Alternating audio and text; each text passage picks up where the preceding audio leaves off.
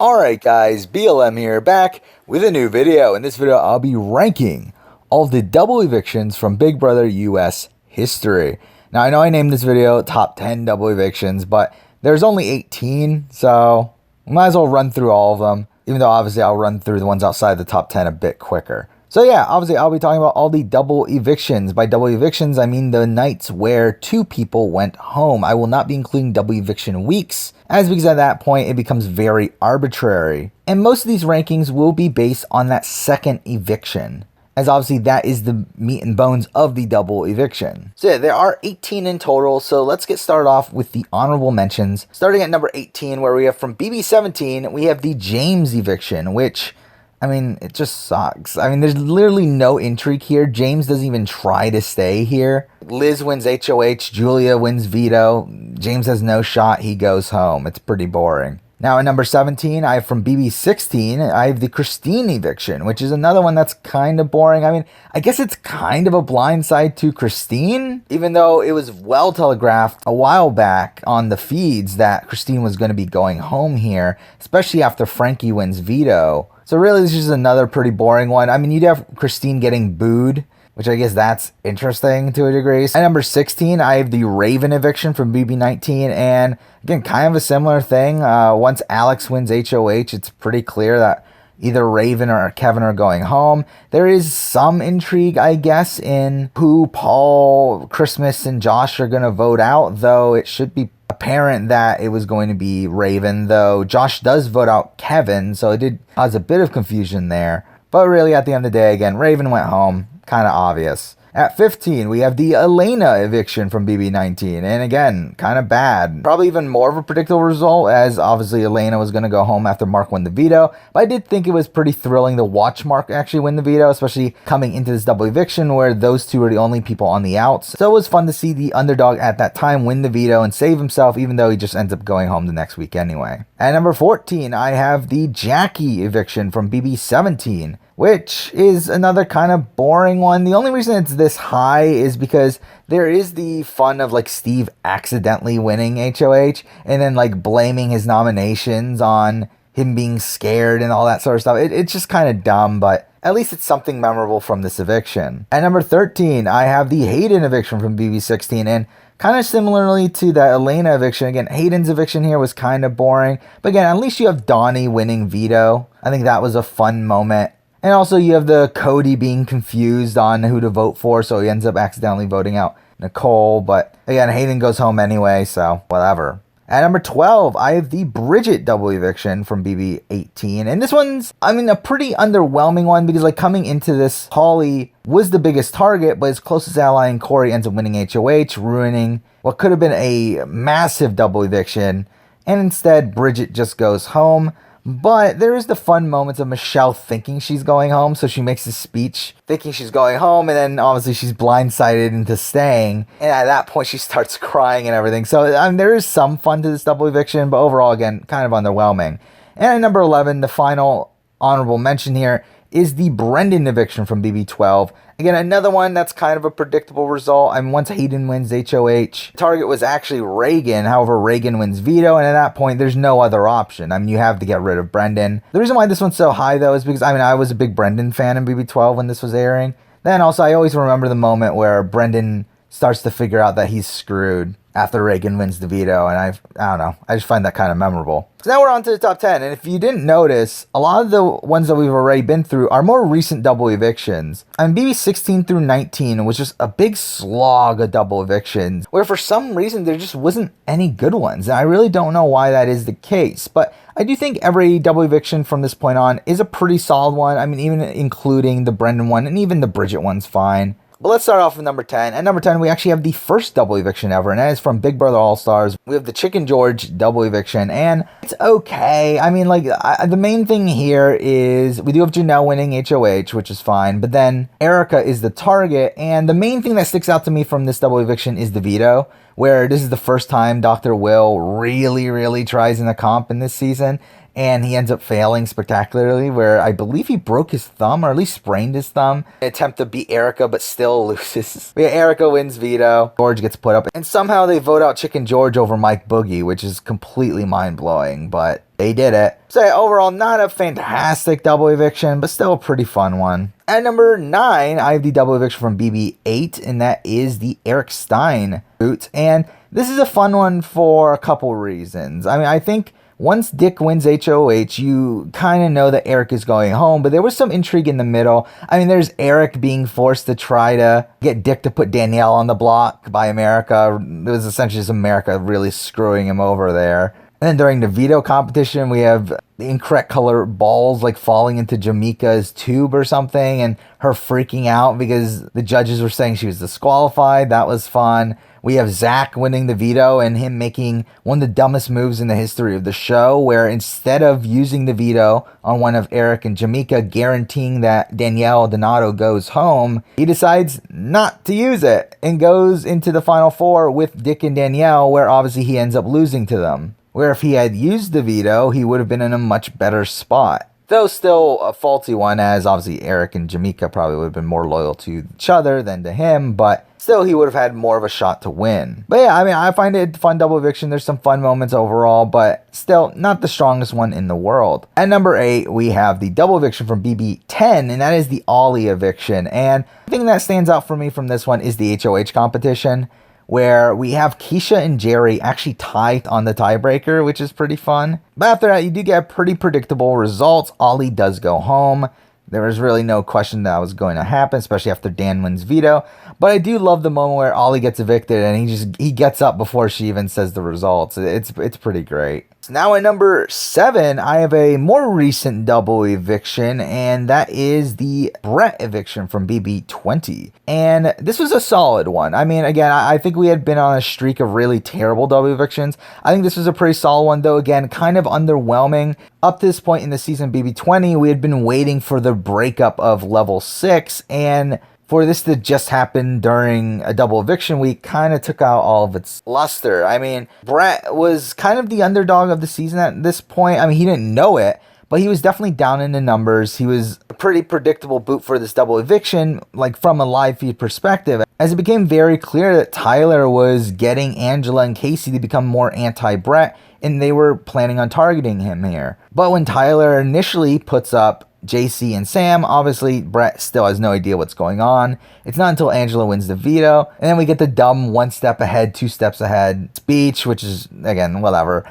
But Brett gets blindsided there. And I do think this is a pretty fun moment for a show. Probably the last fun moment from BB20. Again, it was a pretty big blindside for the season. And again, one of the best moments of that endgame. Now at number 6, I have another very recent double eviction. It's actually the last double eviction at the time of this recording. That is the double eviction from BB21, where Christie gets taken out. And I'm thinking, is this recency bias? I don't know. I mean, it is a strong one. I do think it's a strong where Nicole wins her first competition. She has that moment where she's crying after she wins and everyone's consoling her. I mean, that's really great. After that, we have Tommy and Christie being blindsided by their nominations. That's pretty fun. We have the veto competition where Christie completely blows it at the very end of the competition, allowing Cliff to win veto, and eventually Christie ends up going home.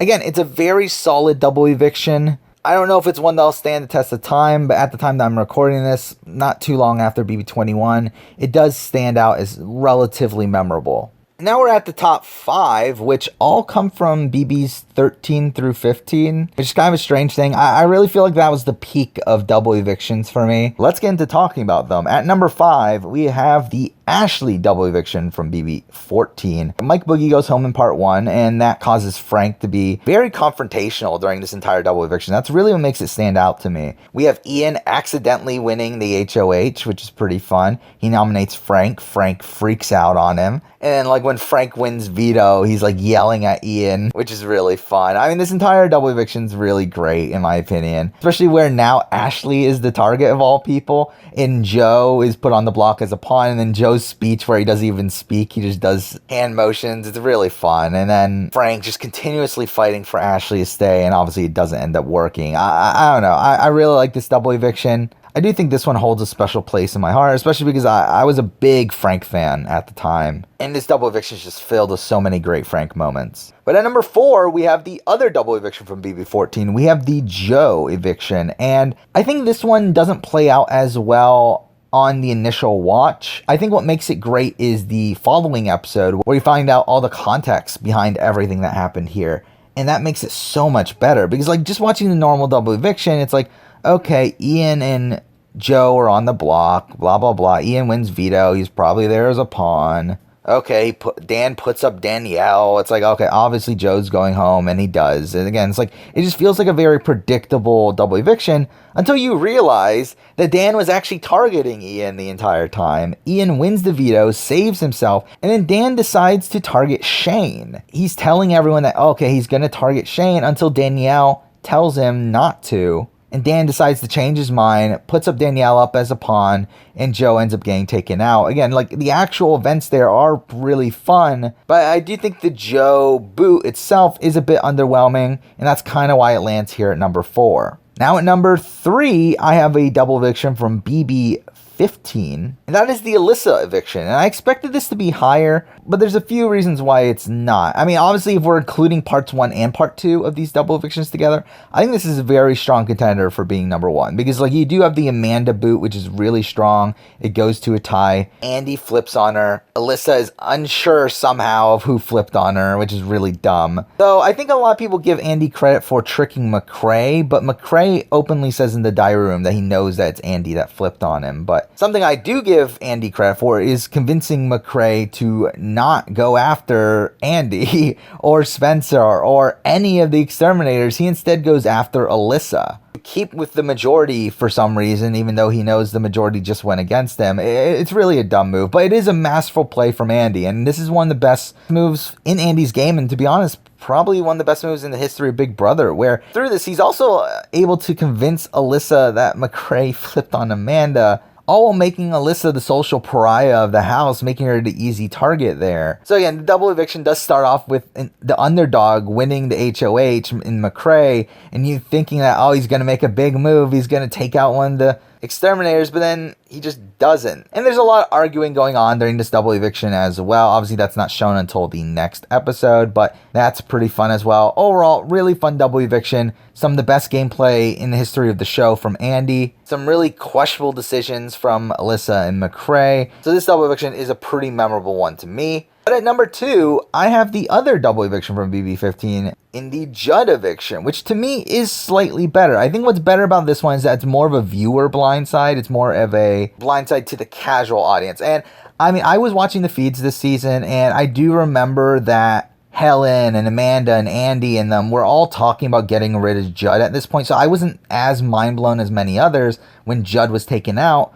But I do remember it did catch a lot of people off guard, even live feed viewers. And this double eviction did start off being kind of predictable. I mean, it was Erin winning HOH. She puts up 2 pawns. Jesse and Spencer, not much intrigue there. Jesse was the very clear target. But Erin also wins the veto. And it's at that point where Helen convinces Erin to use the veto on Jesse and backdoor Judd. Which at this point, Judd was a pretty big fan favorite on the show. I mean, he was kind of just a likable guy. But he was also pretty game savvy as well. And it does seem like he starts to pick up on people being a bit shady. He starts talking to a whole bunch of people, but he still thinks the plan is going through and that Jesse is going home. So you could see how blindsided he is when he gets put on the block. And then he does fight to stay. And it is pretty heartbreaking to watch this, as, again, you know he's a guy that really wants to be there and a guy that doesn't really know where he went wrong, but he does get taken out in a unanimous vote. And yeah, I mean, it's a fun double eviction, though. It's one of the few where there is a genuinely shocking result, as not many people were expecting Judd to go home. So for me, I have this at number 2. And at number 1, I have what's easily the best double eviction to me. To be honest, it's not even really close. I remember watching this live and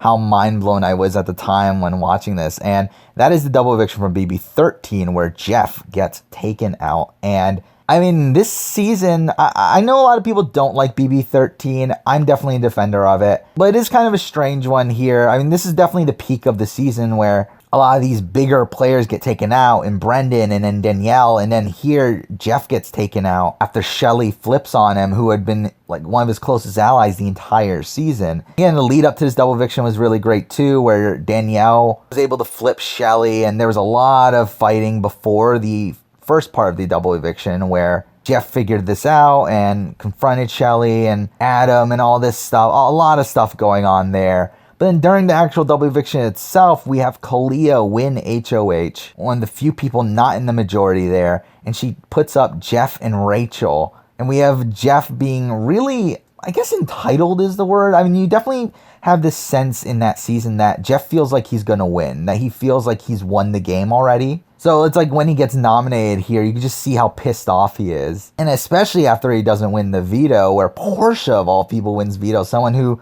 really wasn't even playing the game that hard. Someone who didn't ever talk to Jeff or Jordan. So it is kind of even a bigger sting for Jeff there. And also he later finds out, obviously in the jury house, that it was the clown shoe that fell out of his pit. That's the main reason that he didn't win that veto, because to be honest, he probably does win it if he sees it. So that's a major thing too. Then we get to the vote where we get a tie where Portia and Shelly vote out Jeff, and Adam and Jordan obviously vote out Rachel. We get all the looks from Jeff where he's like looking at Adam saying, "Oh, you didn't vote for me?" Because for some reason, Jeff was still thinking Shelly was on his side, even though it became very apparent during the Danielle eviction that she wasn't. And obviously we get Kalia getting up and finally voting out Jeff, and him just being pissed off when he leaves. Yeah, it's such a great eviction. I really, really love it. I can watch this thing over and over again like a billion times. I love this double eviction. It's really the only time where the biggest player goes home.